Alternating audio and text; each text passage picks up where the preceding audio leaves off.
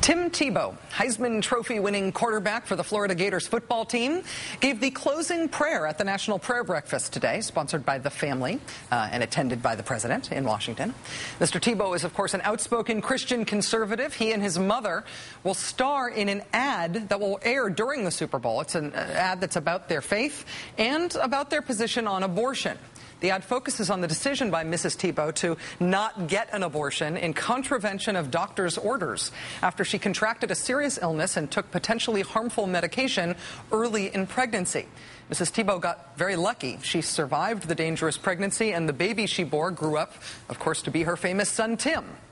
The ad was produced, written, and paid for by Focus on the Family, a very conservative Christian group that campaigns against abortion and gay marriage and gay rights. Focus on the Family says they worked on the ad with CBS for months, saying, quote, "There were discussions about the specific wording of the spot. We've worked with CBS almost since the beginning."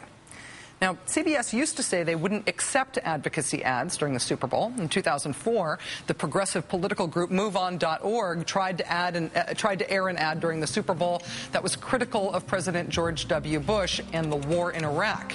CBS said no to that ad. This year, apparently, they're okay with advocacy. At least they're okay with the advocacy of the Tim Tebow ad, the "Don't Listen to Your Doctor" ad. I just want to make one comment about the content of this ad as reported. Everyone, of course, is very glad for Mrs. Tebow that her choice to risk her life against a doctor's advice worked out so well for her and for her family. Honestly and sincerely, it's wonderful. But she and her son and Focus on the Family and CBS, in this ad, are encouraging other women to take similar risks. As one doctor who performs abortions told the Daily Beast this week, quote, "When people want to stay pregnant no matter what the risks, we hang in there with them and do whatever we can do for them. But it doesn't always turn out so well." This week, Planned Parenthood released a web ad in response to the Tebow ad. Planned Parenthood, of course, doesn't have the money to run it during the Super Bowl, so it won't be seen by zillions of people, but it is pretty powerful. I'm Sean James. I'm a former college and professional football player. I'm Al Joyner. I won the Olympic gold medal in the triple jump. I love my family and I love sports. And Super Bowl weekend is a perfect time to honor both sports and family. There's a lot of talk leading up to the Super Bowl about an ad focused on sports and family. The ad features a great football player, Tim Tebow, and his loving mother discussing a difficult medical decision she made for her family. I respect and honor Mrs. Tebow's decision. I want my daughter to live in a world where everyone's decisions are respected. My mom showed me that women are strong and wise. She taught me that only women can make the best decisions about their health and their future. My daughter will always be my little girl, but I'm proud every day as I watch her grow up to be her own person, a smart, confident young woman. I trust her to take care of herself. We're working toward the day where every woman will be valued, where every woman's decision about her health and her family will be respected. We celebrate families by supporting our mothers, by supporting our daughters, by trusting women.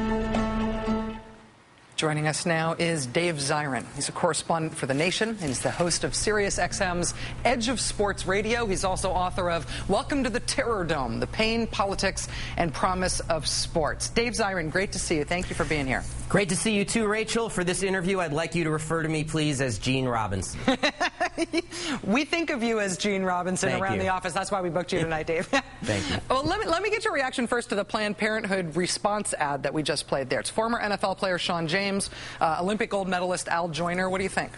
I mean, I think it's a little bit too little too late. Planned Parenthood should be holding CBS's feet up to the fire right now and saying, if you are going to air an ad by Focus on the Family, if you're going to be using Tim Tebow, the doe-eyed, hunky Trojan horse for Focus on the Family, to enter our living rooms on Super Bowl Sunday, then we demand equal time. Well, there is the issue of, I mean, inconsistency here. But if the networks were consistent, I mean, would you rather at the Super Bowl see the Tim Tebow anti-abortion ad and a Planned Parenthood pro-choice ad and the Move On ad and something? I mean, would you rather see all of that stuff, or would you rather see none of it at the Super Bowl? Well, let's talk about some of the ads at the Super Bowl if we could, because we can talk about there not being advocacy ads, but Super Bowl ads actually advocate a lot of things, like women really like to hang out in bikinis around men who drink beer.